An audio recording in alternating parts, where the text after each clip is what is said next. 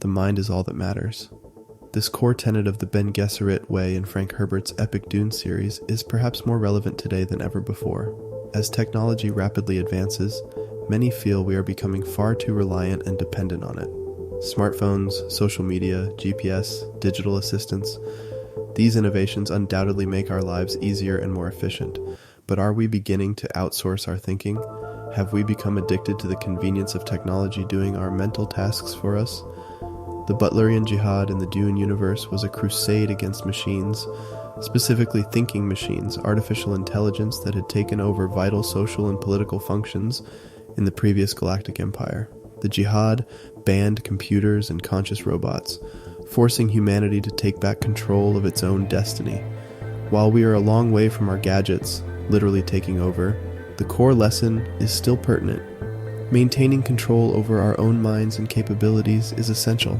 As thinking machines insidiously crept further into every aspect of existence in the Dune prequel novels, humans became complacent, weak, and dependent. Shifting our skills and responsibilities onto intelligent machines atrophied our mental abilities. When a technological monopoly abruptly deprived humanity of such technologies, chaos ensued. Only those groups who had maintained their mental talents managed to survive this apocalyptic scenario. The prohibition of thinking machines returned power and self-determination back to people. In the ancient Greek legend of Prometheus and fire, the gift of flame is what separated primitive humans from animals, allowing the rapid development of civilization. The power of the mind is our fire now, what makes us uniquely human. Outsourcing this to artificial methods risks our own advancement. The amount of information we store in our phones rather than our own brains is staggering. Small, everyday decisions on directions, recommendations, calculations, translations, definitions, we instantly offload these onto convenient apps instead of thinking them through ourselves. What do we lose from no longer flexing those mental muscles? While machines can excel at specific narrow tasks, creativity and imagination elude even the most sophisticated AI. Human intuition remains unmatched, but when we become reliant on technology to do basic cognitive processes, we stop fully developing that expansive potential within our minds. Physical abilities atrophy when not regularly used. The same applies to our mental capacity. As AI continues getting more complex and integrated into our lives, maintaining mind strength will necessitate more effort, but the payoff is immense. Beyond purely pragmatic concerns, the Zen wisdom in Herbert's seminal series on sharpening mental talents offers much for inner development and well-being. Retaining control over our thoughts and impulses, directing our focus, quieting our endless inner monologue, these skills lead to self-mastery. Calming the ceaseless waves of our monkey mind opens doors to greater tranquility, insight, and presence.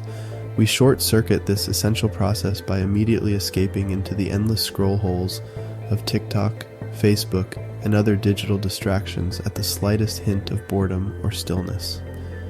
The Bene Gesserit intensive mental training equips acolytes with exceptional awareness, perception, and abilities. While their mystical feats are fictional, the principle remains sound. We already know that activities like meditation and mindfulness promote brain health, reduce anxiety and negative rumination, and cultivate emotional intelligence. What hidden reserves lie dormant within all our minds? What outer technology could ever compare to the boundless inner technology of our consciousness?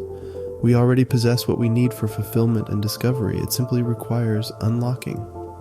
Escapism into devices will not nourish us the way nourishing our minds can. Stilling our thoughts allows space for greater inspiration. Patience and attentiveness reveal insights, otherwise missed in the hastiness and distractedness modern life encourages. With practice, we can tap our mind's potential. The outside world constantly competes for our attention with alerts, notifications, hyperlinks, and other clickbait. Regaining sovereignty over our own consciousness will only happen by making an effort to choose when we unplug and delve within. Creating space for reflection strengthens our resolve and sense of direction. When not compulsively reacting to external stimuli, we can proactively determine our responses and align our actions with deeper values. Each small effort to reclaim our minds advances our mental fortitude. Wisdom traditions throughout time and place emphasize the primacy of taming one's own mind as the path to enlightenment. Though finding inner stillness is difficult amidst the speed and noise of contemporary life, the need has never been greater. The brains we've evolved are miraculous organs whose capabilities we have only begun to tap. Applying such an incredible gift wisely is our duty. Allowing flashy gadgets to commandeer our consciousness would be the real Butlerian Jihad, not against machines themselves, but our submission to them. The truth is, much of modern technology seems intentionally designed to addict us. Outrage, envy, and anxiety are the most reliable drivers of engagement. Tech companies compete for our precious attention to sell advertising, maximizing time on screens by any means necessary. Reclaiming ownership of our minds is thus an act of defiance against the programming. We can thoughtfully determine when these tools serve us and when we serve them. Keeping our own counsel cuts through the manipulations. A quote from Herbert's novel captures this perfectly. The mind commands the body and the body obeys. The mind orders itself and meets resistance. Taming our unruly thoughts takes effort, but the rewards are profound. Each small choice to patiently listen instead of impulsively react, to quietly reflect instead of compulsively distract, to gently focus instead of angrily ruminate, strengthens our mental resolve. Practicing mindfulness in a frenzied world awakens our inner sentinels against manipulation. Technology will continue rapidly evolving in coming decades, inevitably altering societies in unpredictable ways. But no matter what innovations emerge, the human mind and its singular gifts remain sovereign. Nurturing our mental faculties guarantees this sovereignty. The Bene Gesserit maxim warns that losing touch with our most basic abilities leaves us vulnerable. Any machine can be misused, and often is. Maintaining mastery over our own minds is thus essential in this age of thinking machines. Just as creatures who neglect physical exercise grow weak and stiff, abandoning mental exercise allows our cognitive capabilities to atrophy.